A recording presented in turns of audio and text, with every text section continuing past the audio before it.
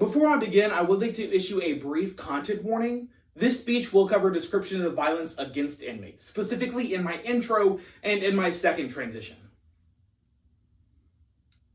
On April 11th, 2019, Alabama news station WBRC received an anonymous letter with no return address, containing a USB drive and a note that simply said, "Read me." On the flash drive were pictures of bodies torn open by wounds, walls and floors splattered with blood, and faces that appeared vacant. These weren't photos from a battlefield, but from a prison. Specifically, the St. Clair County Prison, located in Springville, Alabama. Just 8 days earlier, on April 3rd, 2019, WBRC explains, the United States Department of Justice published a 56-page report finding the Alabama Department of Corrections, or the ADOC, guilty of inadequately protecting its prisoners from violence, both by officers and other inmates.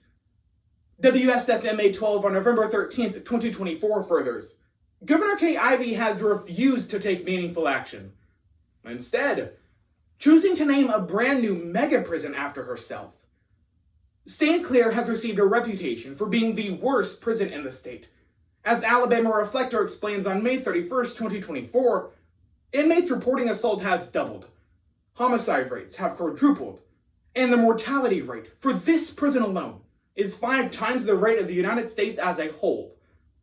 We must examine the St. Clair County Prison by looking at the prison itself, how it survives, and implications.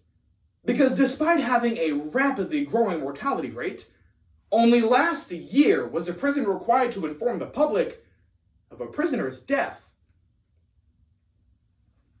St. Clair inmates have been operating the ADOC's vehicle restoration and chemical plant operations since they opened, with no information on conditions or payment. Let's examine the St. Clair County Prison itself by looking at the history of the prison and how it got to be this bad. First, the history of the St. Clair County Prison. The ADOC website, last updated January of 2024, gives us a pretty vivid timeline of the prison's history.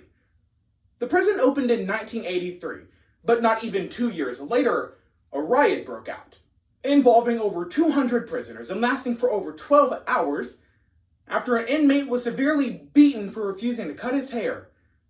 The inmates had 2 simple demands: payment for jobs and freedom of expression. WMBMA on September 22nd, 2022 furthers, the Free Alabama Movement, an inmates' right group founded by St. Clair prisoners, led 2 nonviolent strikes in 2016, but both ended in violence after prison staffers attacked strikers. The cycle of violence within a prison is hard to escape from, but St. Clair's track record perpetuates this violence in an endless cycle, regardless of inmate actions. Second, how the prison got to be this bad. Alabama political reporter on August 1st, 2021 explains, the ADOC has begun replacing trained staff with lesser trained correctional officers. These new positions only require 50 hours of training, in contrast to the 12 weeks of training required by older staff, therefore giving these new employees more responsibilities, but less training. These new positions have been found to commit higher rates of violence against inmates and have been banned from one-on-one interactions with prisoners due to sexual abuse. Though it's not just the officers that contribute to this violence, but the very building itself. And Justice Watch on May 31st, 2024 explains, St. Clair was originally designed to hold 600 prisoners. But now, the prison holds upwards of 1,000 prisoners in 2024, with 0 building expansions. It's hard for St. Clair to not be violent when those protecting the peace are abusive, understaffed, and undertrained.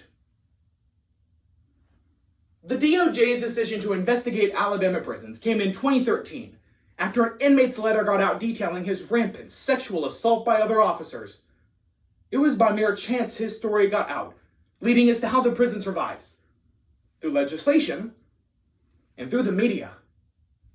First, how the state protects it. Alabama has tried to legislatively solve these issues for years, but solutions are either shot down or misconstrued.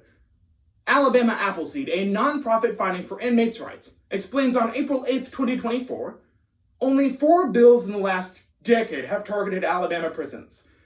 Legislators denied 2 bills that would have provided appeal reforms for prisoners, but then accepted a bill that punished prisoners for using self-defense against aggressive officers.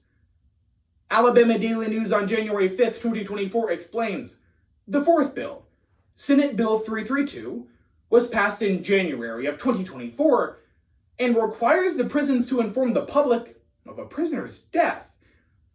Before this bill, families of inmates like Clifton Adam Bond were never told of their loved one's death, and were shocked to hear their loved one's body and organs had already been sold to a hospital.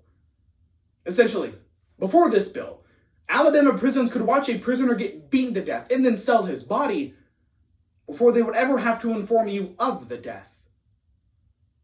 Second, how it survives in the media.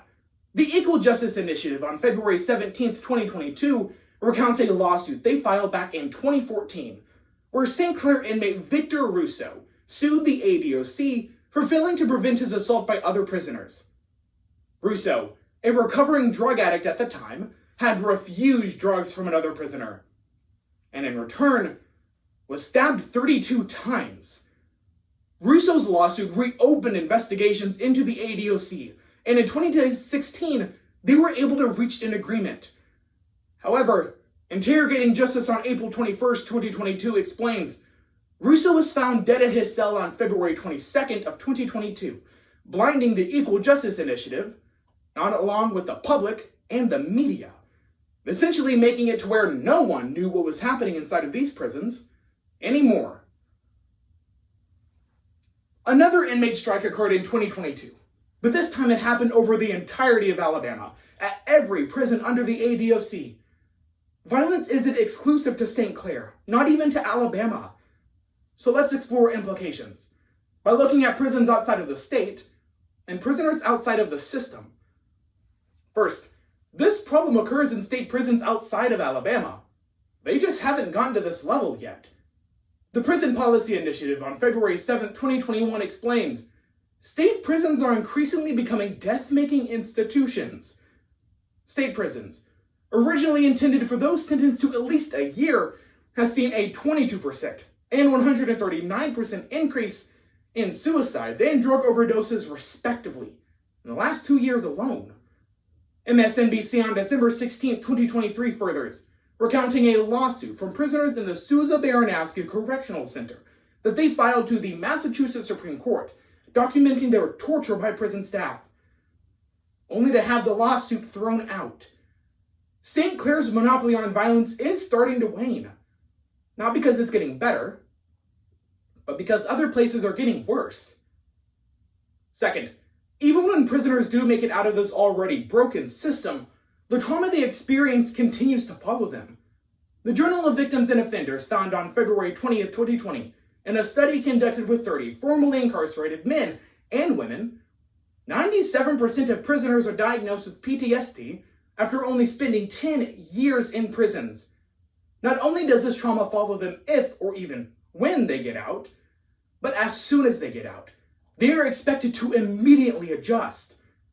PBS News on August 8th, 2021 explains, the United States spends $81 billion a year on recidivism programs. But these programs often fail to adequately equip formerly incarcerated men and women with the tools necessary to cope with their trauma. Nonprofits exist to fill this gap, but unfortunately, America's restrictive prison system only allows them to work with those who have been allowed on parole. Today, we examine the St. Clair County Prison by looking at the prison itself, how it survives, and implications. Because on September 22nd, 2024, after over a decade after finding Alabama was guilty of failing to protect its prisoners, the DOJ simply stepped away, dropping their lawsuit and ending their investigation, after Alabama followed their new regulations for only 1 week, seemingly without a care if these improved conditions will ever remain.